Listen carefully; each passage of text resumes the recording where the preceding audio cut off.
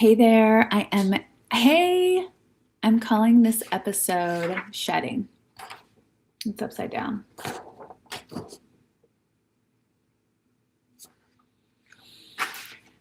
So the year of the horse, the year of the fire horse is where we are now is in the Chinese New Year, which means we left the year of the snake.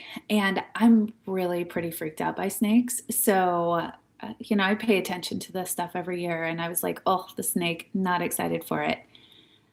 And then over the course of the year, being on Instagram, I was getting all of these year of the snake things. And what does it mean to be in the year of the snake? And I think it got to me, at least subconsciously at first, as I was scrolling and I would see these things about the year of the snake represents shedding and letting go of what you're outgrowing and giving yourself room to be in a new place and all of this stuff. And I say subconsciously because it wasn't really until November, so the end of 2025, toward the end of the astrological year, that I realized how 2025 was a big year for me for shedding. And it got me thinking about why, in nature, the snake's not resisting the process of shedding and molting. And when something no longer fits and it's time to move on in nature, the snake just moves on. But I'm thinking about myself, and when it's time to move on, I sometimes don't notice for a while. I overstay my welcome. But the snake's not like, I'm going to keep on my 2025 jacket until it absolutely constricts me and I can't breathe. No, the snake just lets it go. But I think my reaction to holding on to something comfortable, to holding on to something familiar or uncomfortably familiar isn't unique. I think a lot of us do that. What did happen, which was kind of fun, early in 2025, is I did my first astrological reading, and I want to do it again. It was a little overwhelming at first, but there were a couple of things that stuck with me in terms of my chart. And one was that I was entering a new season, that after being in my current astrological season for a really long time, I was entering a new one. So I think that also got into my subconscious about how it's time to move on. And ironically, evolution was my word of the year last year also. So the stars were kind of in alignment. And the shedding started when I took on a kind of, I started doing some work with To Be Magnetic and Lacey Peterson and that app. And it was this program called the Money Challenge, because I know I'm stuck with some mindset stuff around money and how I think of money and how I spend money and how I hold on to money and how I earn money. And there's a lot of stuff there that I just feel like at this point in my life, at age 50, I need to look at questions around self-worth and questions around why I spend or don't spend what I do. And so this program, the Money Challenge, really helped me dissect some of the things from my childhood. And Dad, if you're listening, don't worry, you didn't do anything wrong. But what happens in our childhood and how our parents think about money influences how we think about money, right?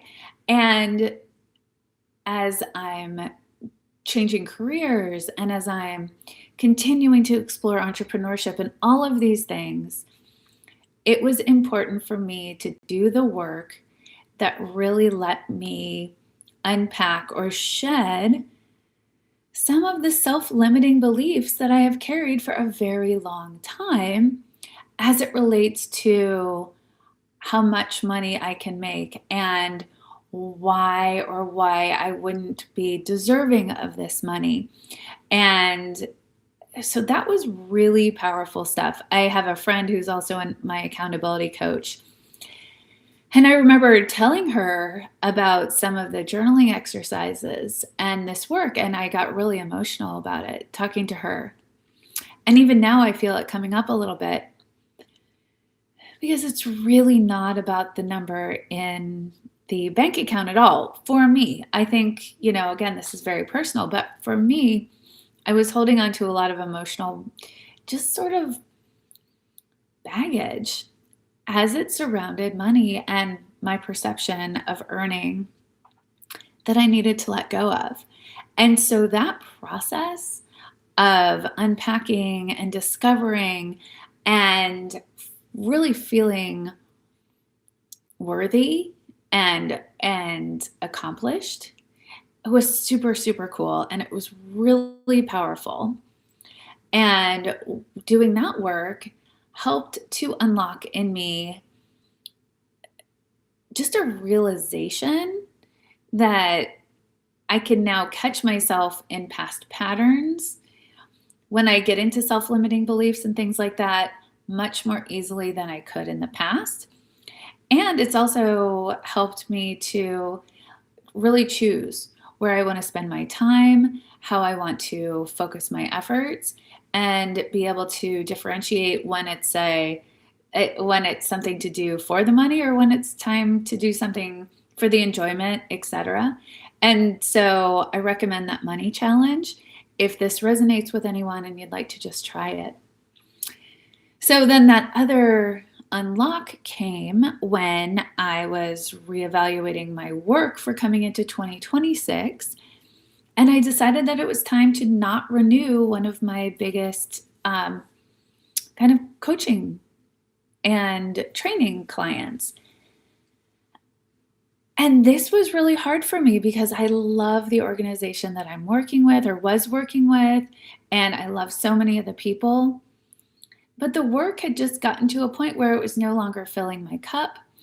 And I was holding on for kind of the wrong reasons. I was holding on to that 2025 sweater when it was out of style. And I needed to move forward. And in order to do this, I needed to say the words, right? I needed to make the decision, the energetic decision, that I wasn't going to do that work anymore. And there was the money aspect of it, certainly. But then, of course, there's the human aspect that will 100% affect the relationships I have with the people in this community. And so anyway, so that brought up this discomfort. And I was able to see that this was the right thing to do. It was the right time to change. And I'll tell you, I don't regret it for 1 second, even though I don't really know where my next paycheck's coming from. So that is a little bit scary, and it's worth it because I know that it was the right thing to do to open up space energetically to let me grow. And so those are two really big things, really big sheds there in my year. Um, And so I just kind of want to leave that with you. I am still trying to shed 3 holiday pounds. So that is what it is too. But there's still time. I don't think the year of the fire horse officially starts until January 18th. So I've got a couple days. But anyway, those 3 pounds will go. I'm disciplined in that way. But yeah, so I really love this metaphor of the snake and the shedding and the growth. And I really love how it gave me this sort of language to talk about letting go of things in my life that they weren't bad, but they also weren't serving my next iteration, right? And thinking about it in that way took also away any shame or any sort of like judgment I had over myself of like doing the wrong thing or like beating myself up. Why did I stay with this? Blah, blah. No, it just think about myself like a snake. Think about the natural progression of things and just kind of wriggle through it and struggle with it a little bit. But knowing that it's going to come together, whatever that looks like, is pretty exciting and it's pretty liberating. And so here we are, right on the cusp of the year of the fire horse. And so now, with all of that energy of confidence and forward motion and movement, it's just like primed. We're primed for this new energetic year. So anyway, that is my take on shedding. I will put a description in the notes here. And if you would like to work with me, there are a few spots left in our Folly Beach, South Carolina retreat coming up in February. I will also link that. I would love to see you there. And I'd love to hear your thoughts on shedding and how you're shedding, what's not serving you, and maybe even like more exciting, what are you going to do with this new growth? How is this going to project you into your next self? So until next time, let's shed the rest of it, friends, and move on into the new year. Bye.